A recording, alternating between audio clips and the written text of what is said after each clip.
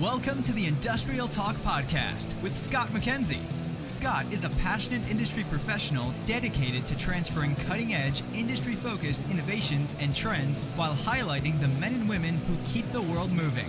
So put on your hard hat, grab your work boots, and let's go. All right, welcome to the Industrial Talk Podcast. We are broadcasting live. You know we are broadcasting live from Barcelona, Spain at the IoT Solutions World Congress. This is brought to you by those wonderful people at the Industrial Internet Consortium. I'm telling you, if you're not engaged with those individuals at the Industrial Internet Consortium, or IIC, because it is a mouthful, you need to, because the world is going to be driven by those solutions, and they are passionate. They connect with the best of the best within this whole space of technology, Industry 4.0, everything that you can possibly imagine. And we have another interview that is specific to that. And we're going to talk, okay, you're going to say, Scott, I don't want to talk security. You need to talk security. And fortunately for us, we have a young lady by the name of Sandy Carielli. Don't even begin to tell me what it is. Go ahead, tell me what it is. Carielli. See, I started out wrong. So it was one of those things where I try to say the name, and then all of a sudden I'm just going down the wrong road. It's like Carielli. That's what everyone does that. Thank goodness I'm not the only one. Nope. You having a good conference there, Sandy? Having a great time, yeah. I'm telling you, you're going to be touching upon a subject matter that is just near and dear to my heart. And what is always fascinating is that you listeners out there, technology forward, it's going so fast, and I mean, it's very easy to get sort of caught up in that hype. Because, man, now I can collect data. Now I can make decisions. Now I can be really tactical in the way I approach my business. And yet there's that one little element, just a little element, and that is security. So for the listeners out there, Sandy, give us a little background on who you are, where you come from. Let's lay that foundation, and then we're going to talk about going forward the security element. Excellent. Yeah, Scott, thank you. So I'm currently an analyst at Forrester Research, where my coverage area is around application security. But I've spent my entire career in the security industry pretty much. Started as a developer, moved into consulting, moved into product management. And for the past 3 years before I joined Forrester, I was working in the CTO's office at Entrust Data Card, and we were a member of the Industrial Internet Consortium. And so I got very involved there, great team, and my focus has always been security. And so we've spent the past few years building out a security maturity model to help organizations answer that question of how secure do I need to be with my IoT solutions. See, what's interesting in the past, so I'll put it on my past, whenever we did something that required the collection of data, so I'd say, okay, that motor out there is really important, so I want to be able to make sure that motor doesn't fail, so I need to get some data on it. So I'm going to dig a ditch, and I'm going to run a hard cable out there, and I'm going to do this, I'm going to do that, and that was always like a big CapEx type project, right? Just for that, and that's sort of limited that security concern. We never thought of it. We were just trying to get data off of that particular asset, right? Nowadays, because the way costs are just going down and the ability to be able to collect data on that thing, I just need to do this, and it just all of a sudden it just happens. We just are just so full of the desire to collect data and then be able to slice and dice it and be able to make those decisions. But those are like little vulnerability points that people can sort of play around in it. Among other areas where there are concerns, absolutely. You think about secure access to IoT devices. You think about secure operations. You think about meeting compliance standards. You think about supply chain and third parties. All of those feed into I have to ask the question IoT. About compliance standard. Who determines compliance standard when it comes to this? Who do I have to comply to? Well, is it internally? Externally?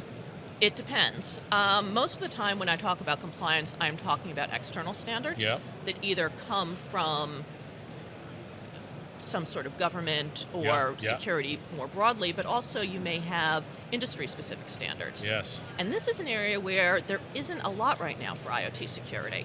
There isn't. You know, I have conversations with Sven Schrecker, who is very involved in He's right over there. Yes, oh, I'm Sven. sure he is. Yeah, he's going to be on the podcast too. Yeah. He's a great guy. He's funny. Sven and I have done some collaboration and some joint talks around the model. Yeah. And when he talks about automotive security, he throws up these half dozen standards on the screen. And none of them really meet the need. You know, Half of them address safety, but not security. Some of them address aspects of compliance. Some of them address parts of security. There's nothing holistic. What we're trying to do with the model is first create an overarching model that addresses IT, it addresses OT, it addresses security, it addresses IoT security overall. It doesn't just address technology, but it addresses technology, it addresses process, it addresses people. So it brings all of these things together. But here's here's a question I ask. People have talked about security, but how I see this is that this world of IoT, is going so fast. People are probably very lulled into thinking that they have a secure IT infrastructure just because we've already done that. That's yesterday's stuff because we've already had our on-premise, whatever, and we got our servers and we're fine. And it's interesting. I compare IoT and OT security today to where we were with IT security 20 years ago. Yeah. And it's a different set of stakeholders that are learning about this Yes. now. So you're kind of having to look at problems that you solved back in the early 2000s and say, how do you apply those same issues and those same solutions to an industrial IoT and an IoT world? And now we're not just dealing with the IT people, but we're dealing with the OT people. One of the mistakes that you can make here is assuming that you can just bring in the IT and IT security people to tell OT what to do and just apply all of the same approaches and it'll work. That's exactly the problem. Yeah, you're right. There's a level of arrogance with that. Yeah. As an IT security person, I can't go in and assume that I know everything. OT has a ton of stuff to teach me. OT, tell me. Operational technology. Got it. So think supply chain, think manufacturing, think your operational folks.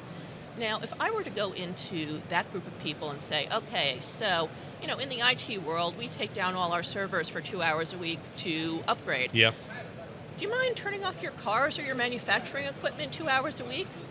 They would tell me to get the heck out of there. No. That's a great way to lose my credibility. Right. So I have to adjust to that. Right. And I need to make sure that solutions that we're offering are aligned with how they work. Right. We've never had to work with that group before. So, it's not just about us teaching operations about security. Operations needs to teach us about how they work, and we need to find that common ground and alignment. Good point, because you do. I mean, the reality for, let's say, an operations is to keep that thing going. Yeah. Keep manufacturing whatever that thing they're manufacturing. How much money do you lose if you turn off the machines? Stunning. I work with a company that does catastrophic logistics, right? And the reason they're in business is catastrophic logistics. And if that thing goes down, they're losing money. Security overall is really about alignment. With the maturity model, we were really talking about aligning IT and OT, aligning business stakeholders and technical stakeholders. And even in my current role covering application security, there's a lot around alignment between development and security. So much of security is about getting all of these different stakeholders to talk to each other and work together and figure out how to speak each other's language so that security is not a burden. Because as soon as security is a burden, people walk away. Right. Oh, yeah. You're absolutely correct. And see, what you're talking, in the past, it was somewhat compartmentalized. Oh, okay, I have my firewall, I have this, and it's all good. I've taken care of that. But today, it's a little bit more dynamic. It's a little bit more challenging. And to your point, to be able to have all of the stakeholders in this particular room say, yes, we get it, and we see how it all connects is vitally important. Yes, and from the beginning. You don't want security to be the last to know. That's exactly correct. Because you can't. If everybody's roaming down and they're blazing a trail and they're doing whatever they're doing and then they forget about security, it's hard to sort of go backwards to a certain extent. And it's funny, Scott, security sometimes has this reputation of being a blocker or being the one that's really going to stop things from happening. We don't want to do that. We actually want to help enable it. I think the times where those blockers come into play are when we are the last to know, and we find out at the last minute that there's something about to ship that just doesn't work. Whereas if we're building security into the process early on, building it into design, building it into development. Yeah. We're identifying issues early, we're solving it, it's much more streamlined, it's much more efficient. We're not having those major gates. So that's really the direction that we want to go with, and we want to go with that in app security and in IoT security. It has to happen. So that's all great, right? Wonderful. Got the past, got what's going on today. Where do you see it going in the future? You know, I think we're seeing some, I guess in two areas. We're seeing some pretty promising things on the application development side in terms of tooling and a need for more collaboration. I think the DevSecOps trend is definitely helping with that. On the IoT side specifically, which is why we're here, we've spent a lot of time within IIC over the last few years trying to develop models and develop approaches to improve collaboration. And we're starting to see industry take hold of that and wanting to figure out how to adapt it to their industry. And I think that is really promising. We created this model, and the model is designed to be extended to be applicable to different industries and create industry-specific profiles. And we've had 3 or 4 industries who have come to us and said, hey, we want this. We want to create something for us. So I found that really encouraging and promising, that there really is a desire within industry to pick up our work and take it further. Now, that's a great segue into that document. You worked with IIC, Industrial Internet Consortium, said going forward, we compress it here, IIC, to come up with this model, this maturity model that is specific to security. The wonderful thing about IIC, working with great people like you, is the fact that these documents, they're there. They're there for you. Yes. To be better. And so tell us a little bit about that document, what it means just from an industrial point of view. What does it mean? So I think we had developed a bunch of security frameworks within IIC previously. And organizations would look at those and say, okay, that's great, but how do I know if what I'm doing for my solution is secure enough? How do I know, what's the difference between the security I have to do if I'm doing a smart lighting system for home versus something on the manufacturing floor or for a medical device? Yeah. Those are vastly different threat models. Huge. So you need to actually be able to address those differently. Yeah. And when we went out to look for maturity models that could be applied, we discovered there really wasn't anything that quite fit. There might be frameworks that addressed IT security but not OT, operational security. Yeah. There might be frameworks that addressed technical aspects but not the process and the people. There wasn't necessarily anything that addressed IoT specifically. So we came together and said, okay, we need to create a model that people can use to, 1, align business and technical stakeholders from the beginning, build those priorities in. 2, be able to repeatedly assess where we are. 3, set a target for where we want to be. And then 4, using that, regularly prioritize our security activities. So we know where we need to go, we know where we are now, and maybe every 6 months or a year, we can take a couple of steps to get us closer to where we need to be. But that's all laid out in that document. That is all laid out in that document. But is that document too, that document is a living, breathing document, right? Oh, It's not a static thing. Because just like your business, it's just like the world of security, there's always going to be...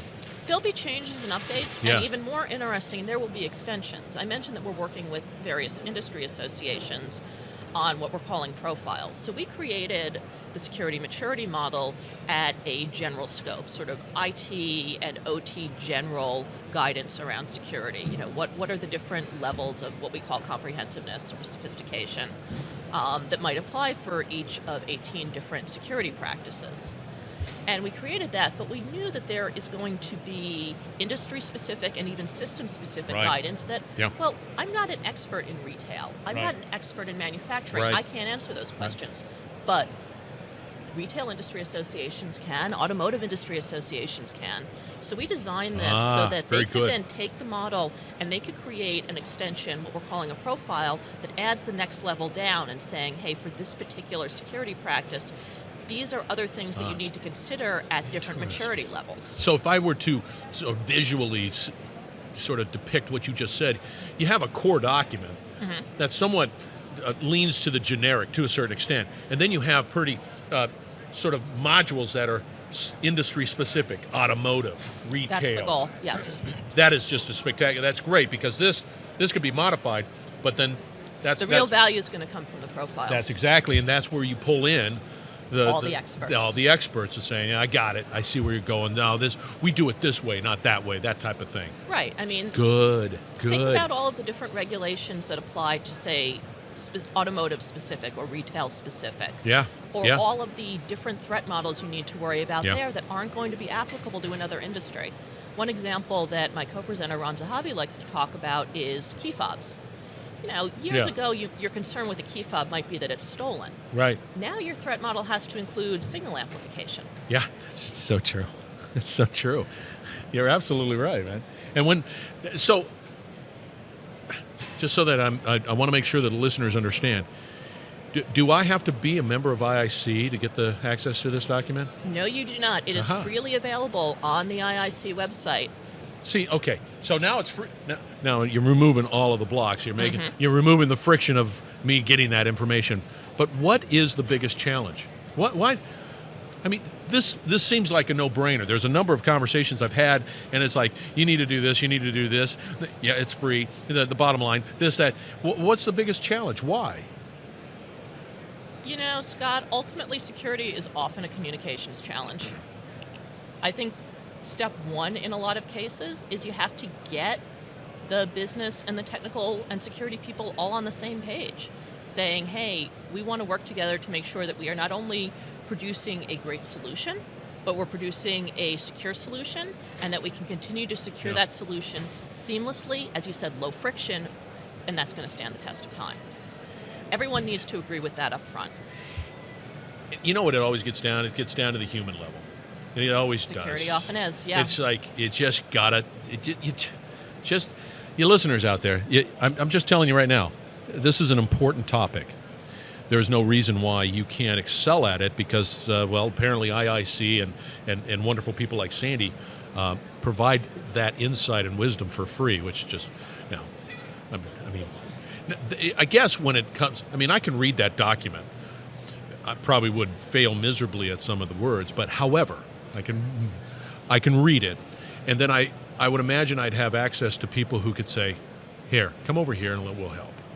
Absolutely. One of the things that we have been doing that IIC has been great about is when the various industry-specific groups start to create a profile, you have some of the co-authors that are serving as advisors and joining in some of those calls and saying, here are some things to think about as you map out the profile. And let's put it this way, too. It's always going to be with us, and it's always going to be changing. Yes. It never stops. It never has. Because individuals out here, they're constantly pushing the envelope, doing more, leveraging technology to improve whatever business they're doing. And so the need for security or being able to define that is so important. And that's why IIC and people like you collaborate, because you know that it's never going to end. It's never going to stop. That's right. Are you active on LinkedIn?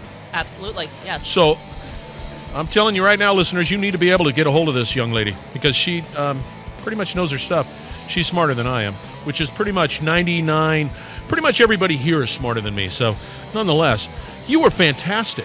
Well, thank you very much for having me, Scott. I'm telling you right now, and I'll make sure that Sven knows that you were fantastic. That you're much better than Sven. Oh, I'll put that in a podcast, baby. Now we're getting competitive. Doesn't matter. He deserves it. Because you're a rock star. All right, that is Sandy. Bring it on. Carielli. That's right. And she's with Forrester Research. And she lives, breathes, and eats this stuff. Once again, you need to go out to IIoC. That's Industrial Internet Consortium. You need to download that. And in fact, I'll put that link out on my Industrial Talk podcast platform. So industrialtalk.com. We'll have that link to that security document. But go to IIC, Industrial Internet Consortium, find that document, download it, get going, be secure, and start this journey because you got people like Sandy that are fantastic. So continue to listen to the Industrial Talk podcast. Be safe, be brave, dare greatly, and change the world. Thank you very much for joining, and we're going to have some additional great interviews coming your way from the IoT as I look at Solutions World Congress, that's IoT Solutions World Congress. They put in solutions in there. So thank you very much. We'll talk later. You're listening to the Industrial Talk Podcast Network.